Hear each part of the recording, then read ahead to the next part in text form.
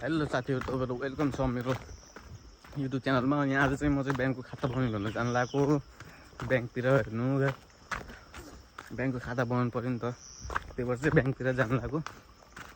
यो चाहिँ हाम्रो माडी नदी हो, एकदमै ठुलो छ, लास्टै ठुलो भनेको। अहिले यस्तो गाड बढेको छ नि, कुरै छोड्नु के। यो हाम्रो माडी नदी चाहिँ एकदमै गाड बढेको छ। यतातिर चाहिँ यस्तो छ, नानीहरू स्कुलबाट चाहिँ स्कुल जानको लागि आइरहेको छ। उतापट्टि चाहिँ नानीहरू, हामी पनि सानोमा यस्तै गरेर स्कुल जान्थ्यौँ होइन। ट्याक्ल्याङ झोला बोक्यो उयो गऱ्यो। क्या ना दिदी, क्या लानु ल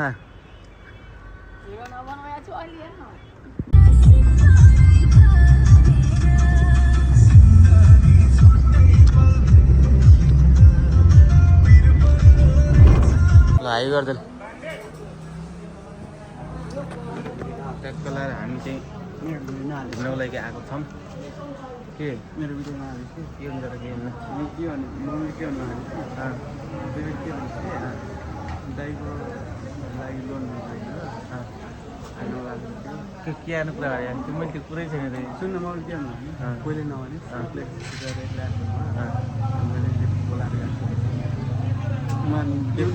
युट्युबमा देख्नु, युट्युबमा हेर्ने युट्युबको लागि हो। अनि हामी चाहिँ एकछिन नास्ता खान जानुपर्ने हुन्छ। एकछिन यतातिर बसेर गएर चाहिँ नास्ता पसार पनि कति मजाले देखेको छ कि हेर्नु न। हल्का रिचार्जको जरुरत परेर चाहिँ रिचार्ज लिएको छ यहाँ चाहिँ हामीले चाहिँ। त्यसका धेरै पनि होइन, यस्तै 50 रुपियाँ हो, मात्र 50। खाने अब जे खायो भने खाऊँ।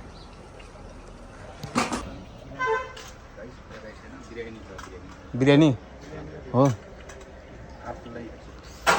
नास्ता खाने भनेर आएको हामी चाहिँ।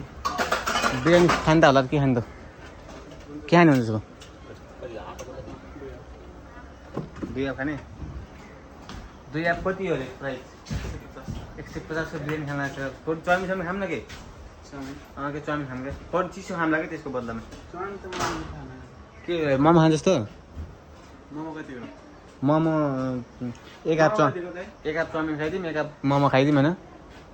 मोमोलाई 50 हो, 60 कि 50? 60। चाउमिनले पनि 60 होला होइन? के गर्नु त?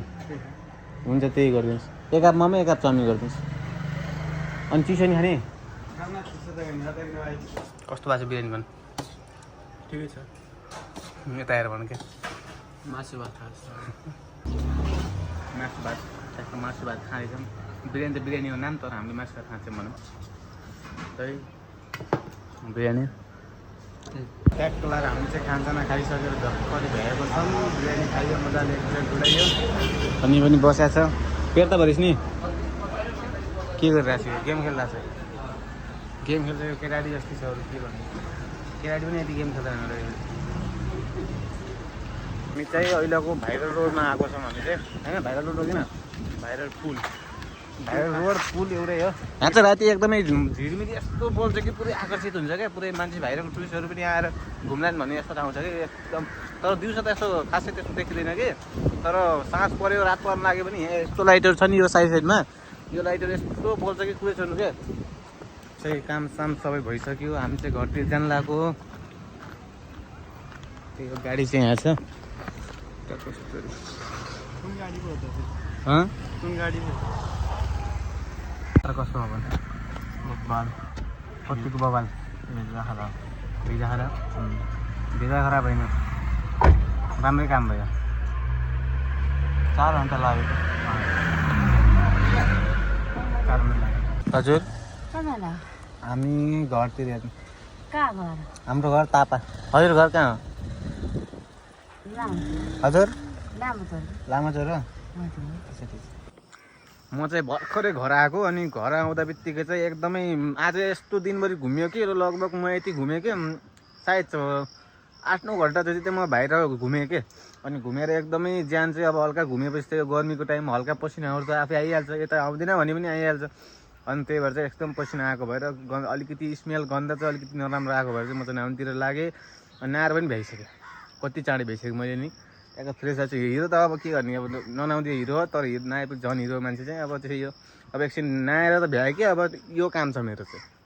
दाली नफालेको कति भएको थियो सायद लगभग 1 10 12 दिन भएको थियो। दारी नफालेको। अनि त्यही भएर अब चाहिँ दारी फाल्नेतिर लाग्दैछु म। त्यही अनि दारी फालेर चाहिँ अनि खानसाना पकाउनु पर्ने हुन्छ। त्यही अनि घर चाहिँ आइपुगेँ है म। घर चाहिँ यही हो, यो चाहिँ पछाडिको गोठ अनि यो चाहिँ घर। म अहिले चाहिँ हाल उमा सबैमा चाहिँ म बसिरहेको घर हो। मेरो घर चाहिँ त्यो हो।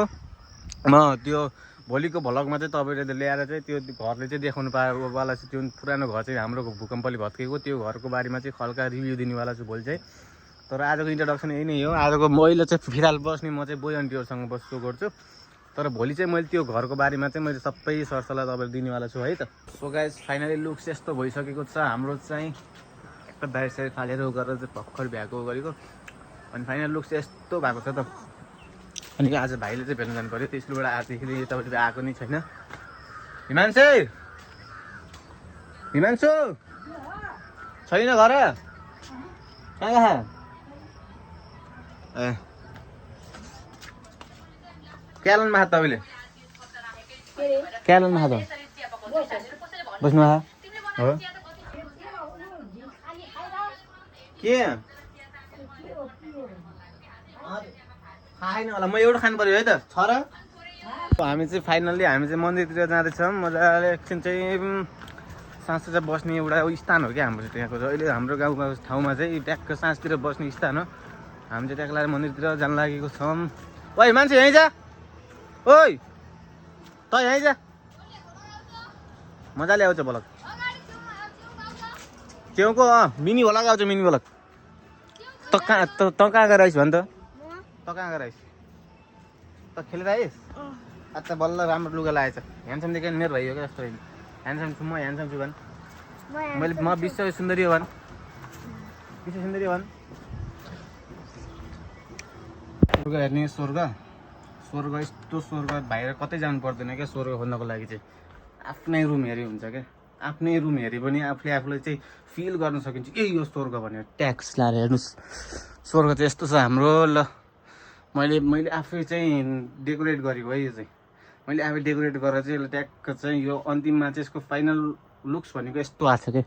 तर मैले चाहिँ मस्तै 3-4 महिना अगाडि चाहिँ बनाएको। म अहिले बढ बस्नु लाग्यो होइन नि त, म पहिल्यैदेखि बस्नु लाग्यो। त्यही भएर चाहिँ यस्तो बनाएको छु मैले चाहिँ रुमलाई।